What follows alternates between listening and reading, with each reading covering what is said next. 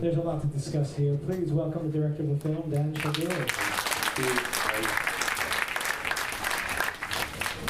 Dan, thank you so much for being here. I have a lot of questions. First of all, I bought the CDs of 7 Steps, and I followed the 7 Steps, and I still haven't completely gotten there yet. I'm not on Netanyahu. So I honestly did buy it as a birthday gift for Carole Zabar, who's here tonight too. After we saw this film, we were like, forget about Netanyahu. We just want to learn these 7 steps. So tell me now, let's start before we get into some of the context of the film. Where did this all start for you? How did you decide to make this film? What was your goal in making this film now? I'm not sure. I'm still not sure about my goal. I'm searching for it. I started making the film about 3.5 years ago. I realized something quite interesting. I hardly know anyone who votes for Netanyahu. I live in Tel Aviv. I never voted for him, and still he somehow manages to keep being re-elected. So I wanted to learn a bit more about him, about his political background, and I wanted to make a film about him. And as a filmmaker, his image fascinated me, and this dissonance of how I don't share his point of view, but still there's something fascinating about his cinematic presence. So I wanted to make a film. I knew that I will have no access to this character. Not only that, he really does. Did you try? Did you try to have access? Yeah, we tried. We actually, towards the end of editing, we asked for an interview from the Prime Minister's office, and we're still waiting for an answer. But yeah, it was. Then the idea of the archival footage came up. I saw a few documentaries at the time that relied solely on archival footage, and I realized that this is the way to do it. Because he's such a performer, and I knew that there's quite a few performances that are that will be in the film that are important, and I was hoping to find some more rare footage as well, which luckily we found. So you've spent a lot of time with Netanyahu now, possibly, after his wife, you were the most intimate person to him. With his image.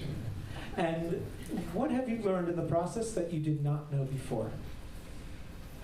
And I'm putting you on the spot. Yeah, you are. It's usually a question at the end of the Q&A, the beginning. He became a much... Because I come from the left, and there's quite a few things that I didn't know. And you grow up with I grew up in the 80s, in the 90s. You grow up with a certain perception about him.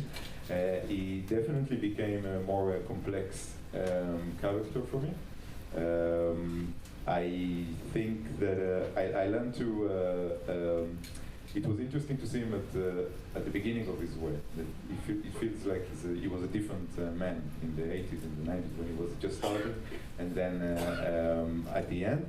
For me personally, I felt that I discovered a more complex person, a very capable one, and because of that, I became more disappointed and disillusioned. I feel that with these capabilities, he could have done much more for Israel. The way I see it. So you keep mentioning that you're coming from the left, but one of the things that I actually like about this film is that this isn't a film that's attacking Netanyahu. I think you managed to really tell his story. Was there an attempt to, and I know there's no such thing as balance, but was there an attempt to make this in any way how did you go about trying to make this a more balanced film? It was really, really hard. Really, really difficult.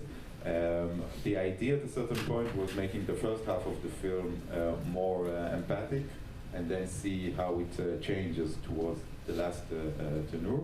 And it was really, I admit, it was really difficult for me and for Neta, the editor, to actually be empathic at the beginning, to actually like him. So the decision the first time you actually see him speak is when he speaks about his brother.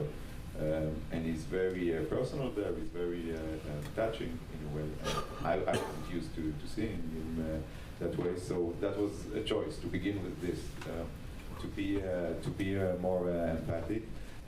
So that was one thing. The other thing was I really didn't want a leftist feel-good movie that the viewers will sit, feel good about themselves, and say, we are the good guys, this is the bad guys. So I didn't want to give that satisfaction because I feel it's a more complex story. So it was a very, very fine line that we walked on. A lot of it is through the voiceover. The voiceover, we walked it with a lot that should be as neutral as possible. And supporting the footage, not saying something that the footage is not saying. At times I was sitting upstairs and listening to the voiceover, and at times it sounds like the narration of a Holocaust film, which made me say, oh, this is not the same. But it definitely has they were taking this very seriously. Alon Putbul, the actor who's doing the narration, in our first conversation, we had a longer conversation, and he said, this is amazing. You did a National Geographic film about Netanyahu. It's like you sit and watch instead of watching the lions, and then you see Bibi. And I think he kind of brought this thing into the film. I see that too. Before I leave you to the lions and open it to questions from the audience, I wanted to know some of the reactions that have come from the film. Has there been any impact from this film? Both on the personal level and on the kind of the larger level. I know that it was already screened in Israel and I think got some good attention. What have been some of the stronger reactions that have surprised you? Well, there's been a lot of reaction. I think the main, I don't know if to call it a surprise, because that's what we aimed for, is really the ability of leftists and rightists to watch the film and everyone sees something else in it. I was just talking to my wife earlier. She's in Israel. She went to the hairdresser, and she was describing a scene where the hairdresser is talking to everyone in the place, and a lot of them are voting for Bibi, and he shouts at them. What are you doing? You're crazy. It's bad. It's horrible.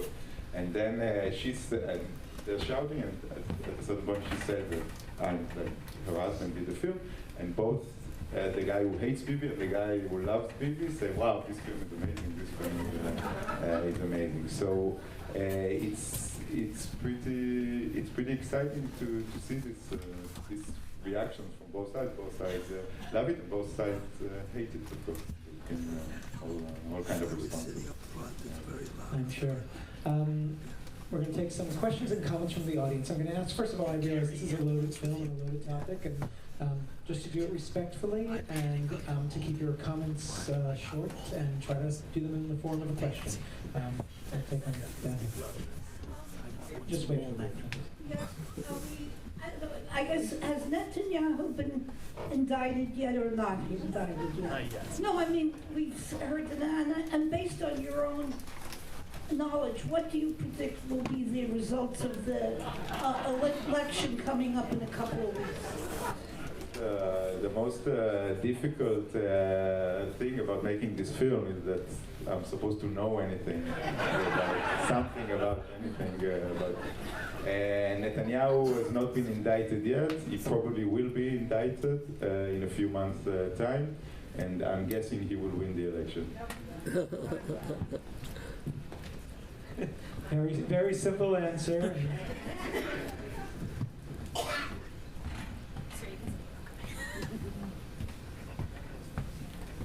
Thank you. I'm intrigued. Throughout his career in this film, I have never seen Mr. Netanyahu raise his voice in any interview, in any forum, even at rallies. Would you care to comment on that? Is this the way he speaks in the Knesset too? Yes, he's very, very careful, and he's very, very aware of his image and how he's doing it.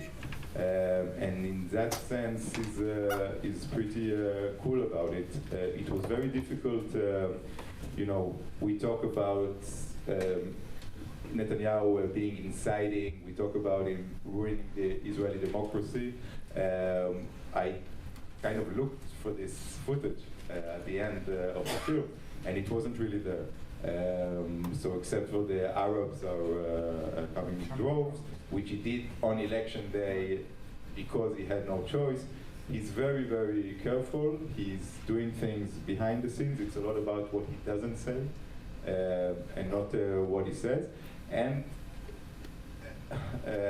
sometimes we think that he's doing things that he doesn't. I mean, it's both things. Like he's very calculated, he's very careful, and sometimes I think his opposition makes him the monster that maybe he's not. While the audience is being shy, I have the big question that I wanted to ask, but I was afraid to open it up. Let's talk about the Netanyahu-Trump comparison. I get the award for being the first person to mention Trump in this. I was waiting. Where do you see the comparison, and how do you compare the two? There is a comparison, of course. Trump is like so popular in Israel, and that's the only place he's popular in. From what I mean, I think that's like, yes. Russia, I hear, is very popular. For me, one of the most fascinating things for me while making the film is realizing how soon Netanyahu mastered his populism and the elements that we now see in many, many places in the world. Already in the 90s, I mean, the footage where he speaks at the Prime Minister's website launch, when he speaks that you don't need the media, you can get the news directly from me, and all that. This was amazing footage for me, and it was amazing partly because it's 1997. I mean, we used to wait half a day just to get a simple image of the internet. There was no video. And he shot this video, which was somehow distributed, and you see that he's thinking about, like, he's envisioning social media already, and it's not even around. And the whole idea of getting rid of the intermediary, whether it's the media or the party, it's really something that Netanyahu understands from the beginning, and we see it echoing throughout the world at the moment. So I think there's a lot of similarities with Trump. I think, it's obvious that Netanyahu is much more intelligent, much more knowledgeable, but that just makes it more scary and uneasy because he's not always showing all this intelligence. I mean, at the end, sometimes he uses the same tactics. So that's what I think of it. Thank you for the film. Really interesting. Two questions. One about the 7 hints or lessons, the 7 steps. Was that something that he really used, or that's something you found that you were able to kind of marry to Netanyahu's style? That's one. And two, Netanyahu's this, right-wing populist, right?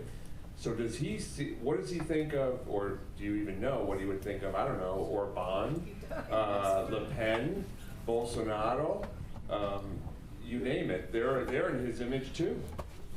Best friends. He's quite close with them. I think what Netanyahu, I'll start with the second question. I think Netanyahu represents something very important in the contemporary Israel and maybe in contemporary politics.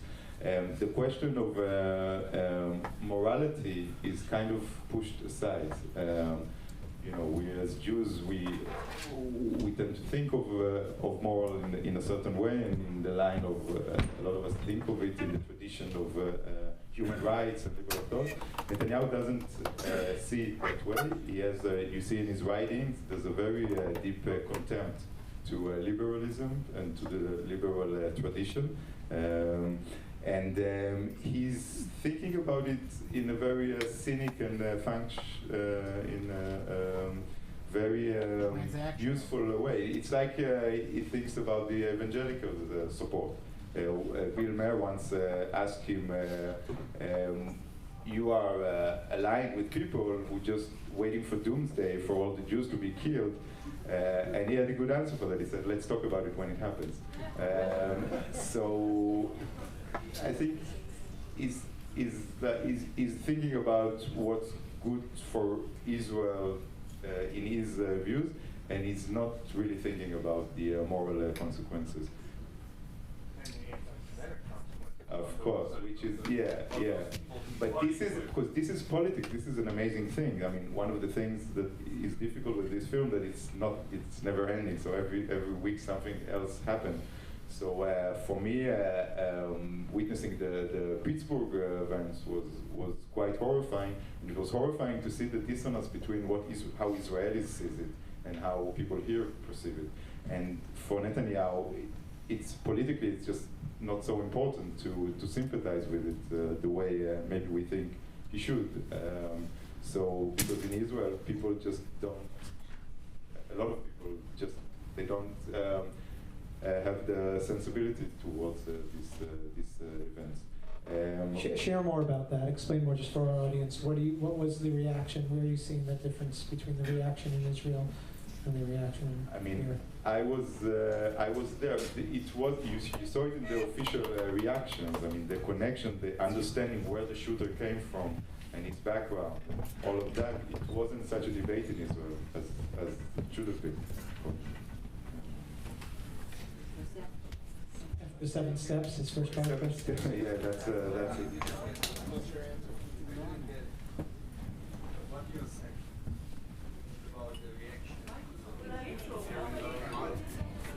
I'm saying that. We don't have the question. Please repeat the question. We can't hear you. Give him the mic. He's trying.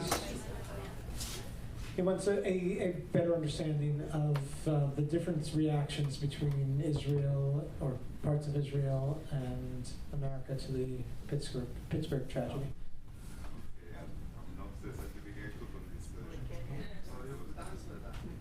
The Pittsburgh attack. Okay. Thank you. So we'll leave it that way.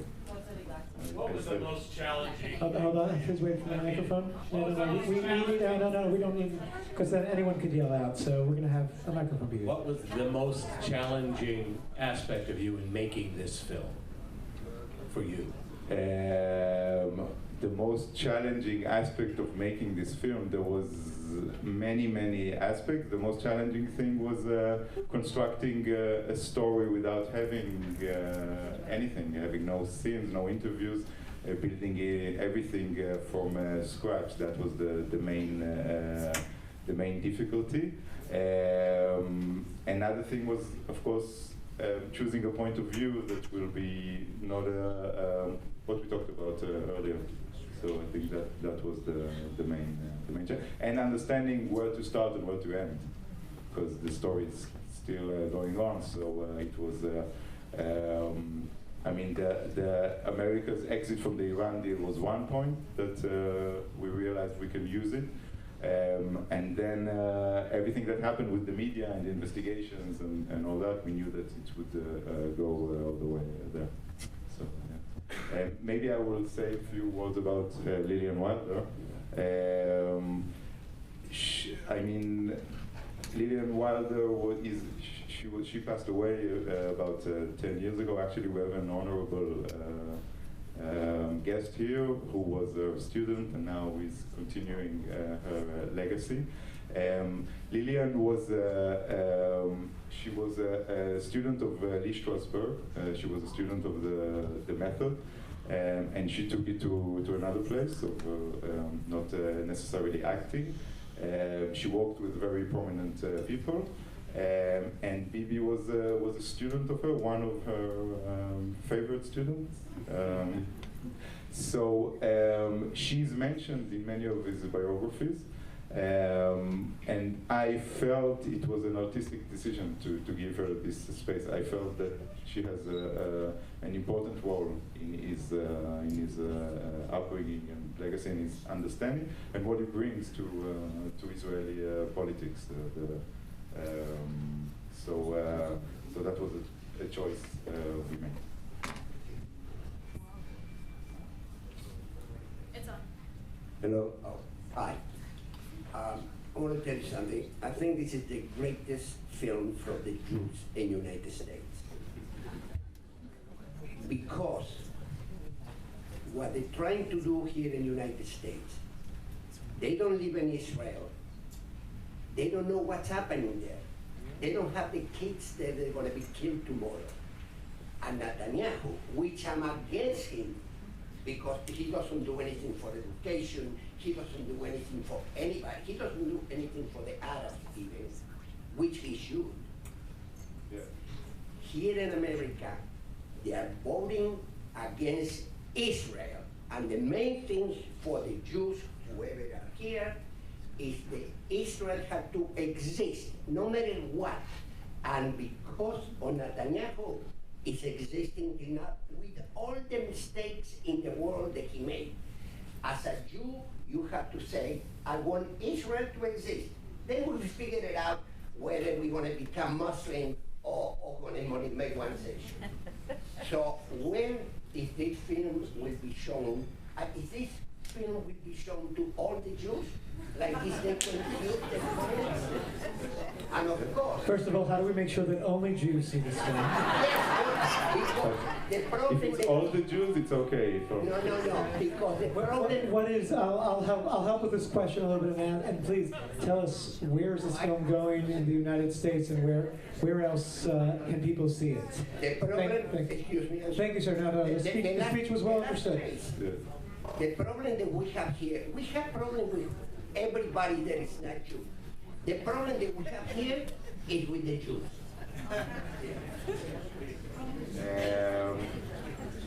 We're still waiting for American distribution. The film is going to be in Europe just towards the election in many countries. We're still waiting for American distribution. It's going to be in a lot of festivals in the upcoming month. Let's take one last question down here. Was there a response? Was there a response from Bibi, privately or publicly? Actually, there was. About a month ago, he watched the film on the way to Chad. He was flying to Chad. I got a phone call from the Prime Minister's office Saturday night. We need the film, and I said, I sent you the link for the film, and don't you have like Yes TV? And they're like, no, we need the actual file. We tried to download it illegally, but with everything that's going on, yeah, but because there's no Wi-Fi on the plane, he wants to see it on the plane. It was so like Israel, like at the end, this is what happens. You talk about you talk with the Prime Minister's office about how to download the file,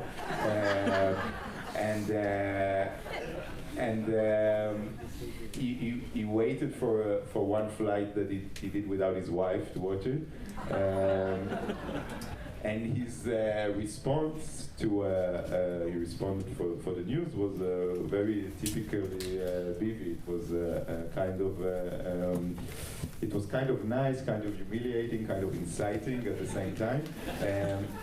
He said it's an interesting film. He said that he fell asleep in the middle, which I don't believe him. He said he was watching his favorite character. I think he watched it at least once. He said he didn't fall asleep because it's not a good film, but because he was very tired.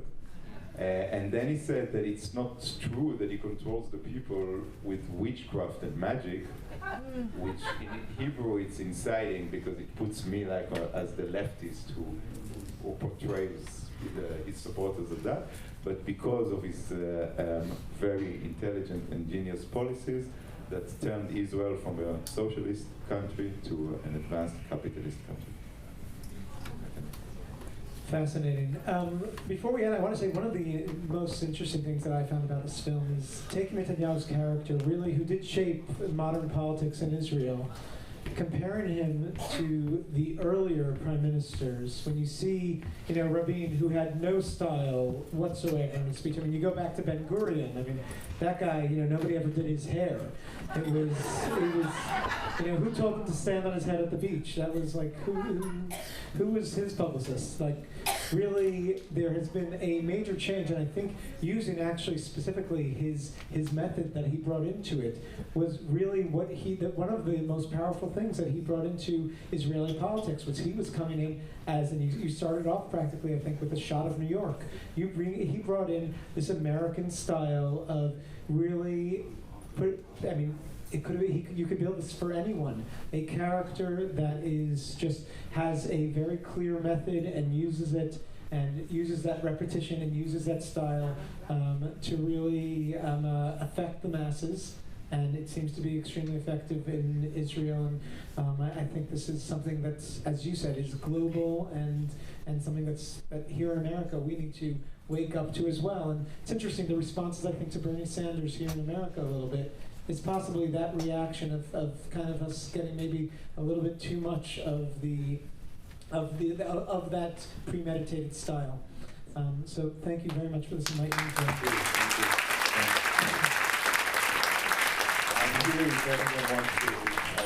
If there's one thing I've learned from this method, it's to repeat things over and over again. And I'll just say, come to ReelAbilities Film Festival, and you should also come to ReelAbilities Film Festival. And if you have a chance, come to ReelAbilities Film Festival. Thank you. Have a good night.